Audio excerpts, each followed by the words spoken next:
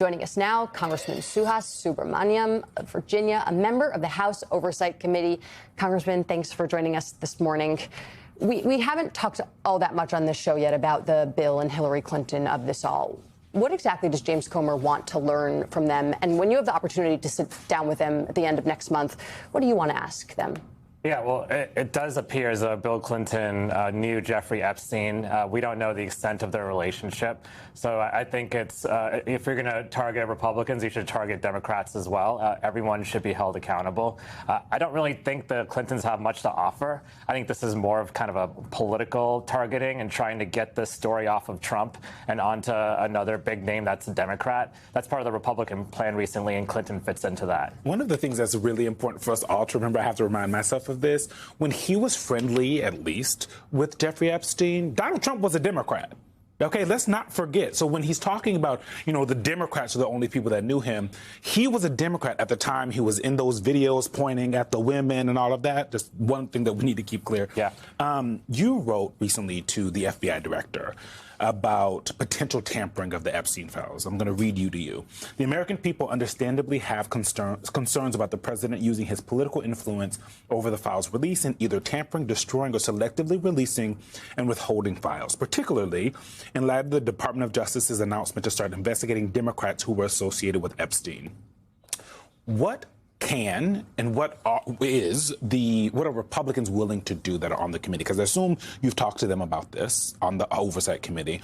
What are they willing to do to provide some actual accountability? Because Donald Trump's clearly very involved with the idea of what's in these documents, whether he is telling them what they can release, because that is how he has worked up until this point with this Justice Department. It's very hands-on, to say the least. Yeah, I'll say we've been dragging most of the Republicans on the committee, kicking and screaming this whole time. And so it's been, very difficult, but we've been able to get some of these subpoenas out. But let's remember the subpoena we've issued to the Trump administration, the entire unredacted release of the files to our committee, and then we can help redact the victims' names and get that out. The bill that the president just signed is the release of all the files to the public and the committee.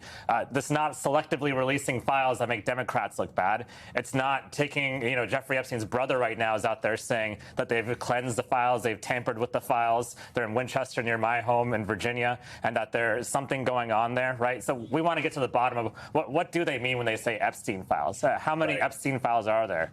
Pam Bondi said they're on her desk. Well, others have said that her desk wouldn't be able to fit all the files that the DOJ and FBI have from over the years. So I have some questions, and I haven't gotten any answers yet. How do you hold the DOJ accountable when they're saying, we're going to do this investigation, right? We're going to do this investigation. A lot of people are worried, including Mary McCord, who I think was the first person to say it on MS last week on our show, talked about, you say you're doing an investigation so you don't have to release things. How do you make sure they comply with the bill and now the law? So if they're selectively releasing files or tampering with files, we have a couple aces in the hole. One, we have other documents, such as the Epstein estates documents. Yeah. We also have subpoenaed the bank records from a few banks. We want more from the committee. And then we have the biggest ace in the hole, which is the victims. The victims can tell us what's missing, what's there, what names have been scrubbed off the list. And so they've been incredibly helpful in this investigation. So we will know if the Justice Department is playing games with us. Why haven't the victims just directly released the documents that they have access to? Lawsuits and putting them at a huge risk. And so they want to help us work backwards to get to the names rather than telling us all the names themselves. And, we have many victims. Not all of them have come forward. Over 1,000 victims, right? And so, of the ones that have come forward, they don't know all the information themselves either. And they want the documents on themselves, too. Yeah. The Justice Department never released their own files and their own information to them. And so they have a lot of questions, too. I want to get to Ghislaine Maxwell. She's a convicted sex trafficker. She was moved to this minimum security prison. And The Atlantic, got a hold of some of obtained emails and info from anonymous sources about the treatment that she's getting there, that she's receiving visitors privately in the prison chapel instead of the regular visitation space. Her lawyer has gained authorization from the warden to bring in private electronic equipment, and it goes on and on. Again, a convicted sex trafficker who was moved to a minimum security prison.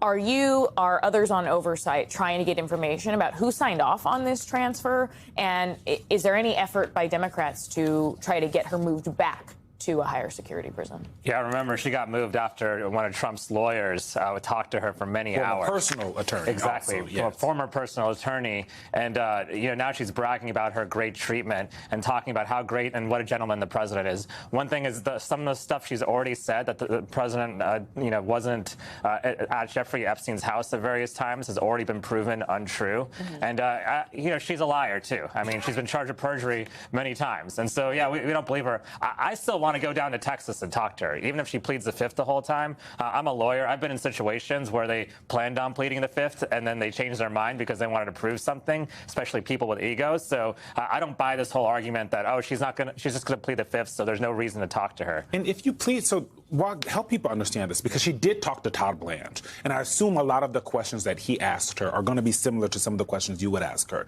If you answer those questions at some time, whether you lie or not, can you then plead the fifth later on those exact same topics? That's a good question. I don't think so. And I also don't know exactly whether I would ask the same questions as Todd Blanche. I think Todd Blanche's goal was to protect the president. Yeah. Todd Blanche had a very different objective here. My objective is to get to the truth and see what Ghislaine Maxwell will tell us. We'll have the documents later on. We'll find them. Even if the Justice Department doesn't release them, we'll find them eventually. But in any case, I have questions for Ghislaine Maxwell as well. Congressman, I want to follow up on something that you said at the beginning of our conversation, which is that you think that the Clinton route is a distraction from the Trump of it all and what Trump might be covering up.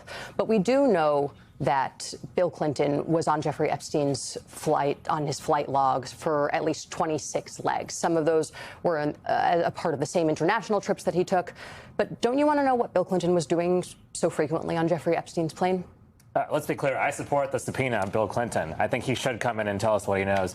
I don't think he knows much. I think there's a lot of other people who haven't been subpoenaed who know a lot more. But certainly if Bill Clinton, if we can have him in to ask him questions about what he knows, happy to hear what he knows. Have you discussed other subpoena targets, names, people like Leon Black, others who have been named in recent public reporting? Absolutely. I've even asked for former Prince Andrew to come forward and come to the United States and testify. He's ignored our requests to do that. We are willing to bet that when the MAGAverse was calling for the release of the Epstein files, it probably didn't think that it would result in the entire movement melting down. But it sure seems like that's what we're witnessing. Not only did it result in Tuesday's near unanimous vote in Congress to release the files, which Trump, until recently, was fighting tooth and nail to keep under wraps, but now it has led to an extremely ugly falling out with one-time MAGA super supporter Marjorie Taylor Greene, who now says she will resign her seat on January 5th, with Trump attacking her as a traitor, and Greene taking an increasingly more public stand with Epstein survivors. Watching this actually turn into a fight has ripped MAGA apart. And the only thing that will speak to the powerful, courageous women behind me is when action is actually taken to release these files, and the American people won't tolerate any other bull. That's where we are today. Joining us now to discuss, Florida Congressman Maxwell Alejandro Frost. He serves on the House Oversight Committee, which has been leading the charge to release the Epstein files. Congressman, thanks for joining us. Let's start with the signing of that bill that Trump was slow walking. What are you hoping to get from the Department of Justice before the December 19th deadline to release it? Well, I mean, it's less about what I'm hoping to get, but it's what legally we're required to get, which is everything pretty much. However, Donald Trump knew that this bill would pass, and it's part of the reason he directed the DOJ to start an investigation. I think he's going to try to hide behind that investigation and not sending us different bits and pieces of it. But we'll see how things move forward. I will say that people should stop hope in this investigation, because everything that we've gotten this year thus far has not come from the DOJ, right? The things that we've gotten that have been worthwhile, that have shown us more of the connection of Donald Trump to Epstein, and not just Donald Trump, but other people as well, have come from the work that oversight Democrats have done in forcing subpoenas to the estate. We recently put forth subpoenas to bank records as well. That's how we got the birthday card that Donald Trump wrote to Jeffrey Epstein. I gotta say, the Clinton stuff here keeps, I think, putting Trump in trouble. And look, I'm not going to defend the Clintons and how, because we don't know what happened here. And I do think that if we get a true reckoning around Epstein, it's not going to be fully partisan.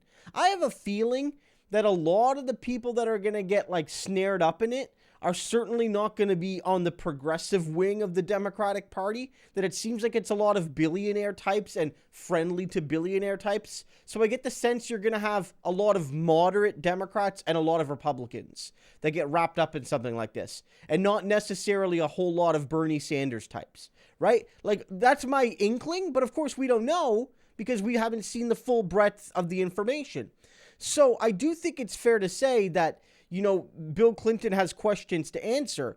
But by Trump trying to make this about Bill, guys, it's still bringing up the stories about Bubba and what may have happened between Trump and Clinton, and specifically what Trump may have done below the belt to Bill Clinton. People are still talking about this. If you go onto Twitter and stuff, people are still talking about this. And still to this day, even a couple weeks later, one of the top searches for Trump, like correlated to Trump, is Clinton.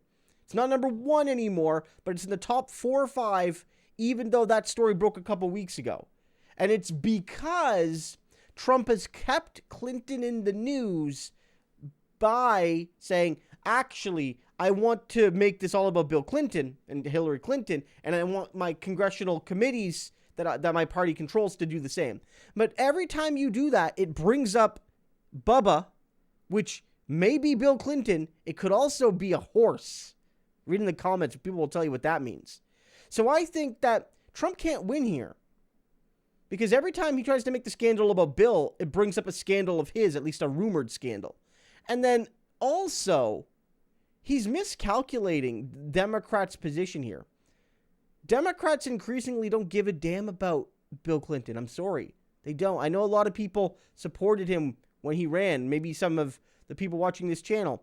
But most Democrats I've seen have said, if Bill did what some people think he did, he should face the full consequences of the law. Right?